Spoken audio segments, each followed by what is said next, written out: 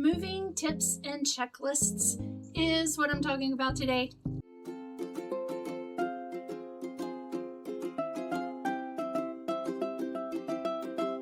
Hey friends, Mary Howard here with There's No Place Like Home NC, Red Boots Realty, powered by eXp Realty.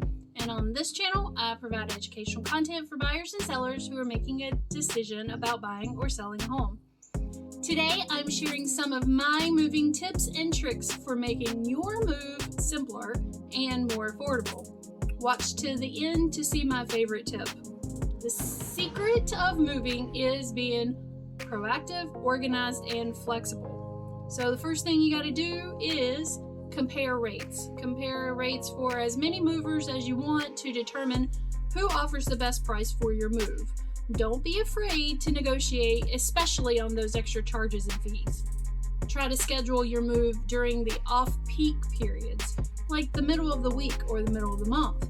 In addition, rates are normally lower in the fall and winter rather than the busier spring and summer months. Regardless of how you're paying your movers, you don't want to pay for things to move that you don't need or you don't like. So make sure that you are purging before you start packing.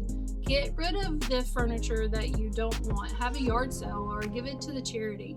A good Goodwill donation never hurts at the end of tax season.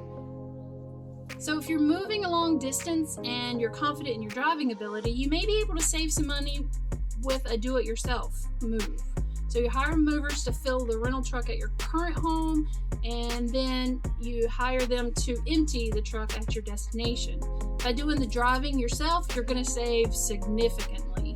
And if you have an extra vehicle, you may want to ask a neighbor or a friend to drive that vehicle for you and then buy a plane ticket back home for them.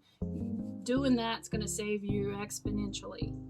Another little tip, keep a careful record of the turn on and turn off dates for both places for the utilities and services. So you don't want to be paying for utilities for two different properties when you're not at both of them at the same time. So if you're just moving locally, handle those easy to move, fragile, valuable items yourself. Move your own clothing, move your pictures and your bedding in your own car, so there's less to box up and put on that truck. If your movers are charging you by the hour, then stack all of the items as close to the door as possible, or even in the garage, so they can just run in and out and grab them. It will save you time and money, and they're not walking through your house. Even if you're trying to save some money on your move, there are some items that you just have to spend a little bit of money on. You're going to want heavy-duty boxes for the important things. While I went to the grocery store and picked up freebies, there's always that need for that quality, high-end box. Also, those specialty inserts for like the dishes and the glasses were a godsave when I was packing up the kitchen. It saves on the bubble wrap, and trying to fool with that is frustrating. Also, plastic mattress covers.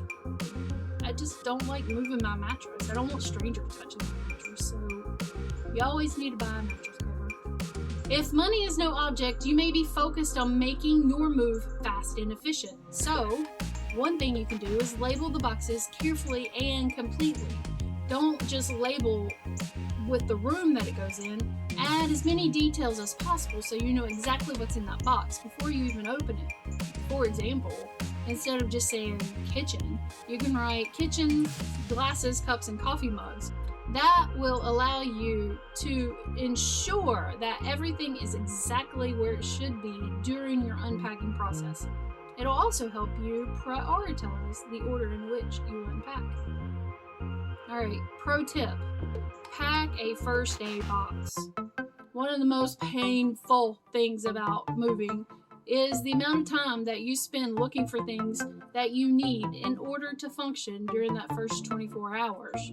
By packing a box for each family member with essentials, you'll save energy, you'll save time, and there'll be less frustration.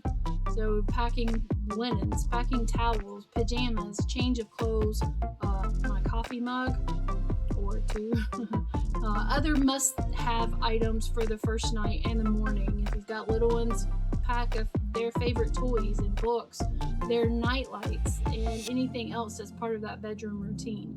Alright, so you stuck around. If you use my favorite tip, the first aid box won't even be needed. And it is, allow the mover to pack and unpack for you. Now, when we moved last year, the mover didn't fully pack us, as we had to do some purging.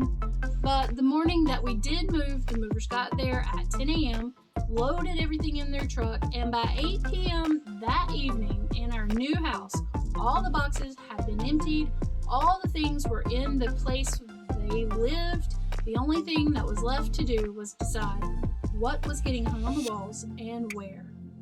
There was an added charge, but can I just tell you how wonderful it was to save the days and weeks that it would have taken me to get our new home settled? I've never ever in my whole life heard anyone say that they enjoyed moving process. I know, I surely don't. Hopefully these tips will be helpful to you. If you like this video, please consider hitting that thumbs up button below. If you have a future video topic, please leave that in the comments section below also. Take care. Thank you for watching this video. Click the link below to watch the next video.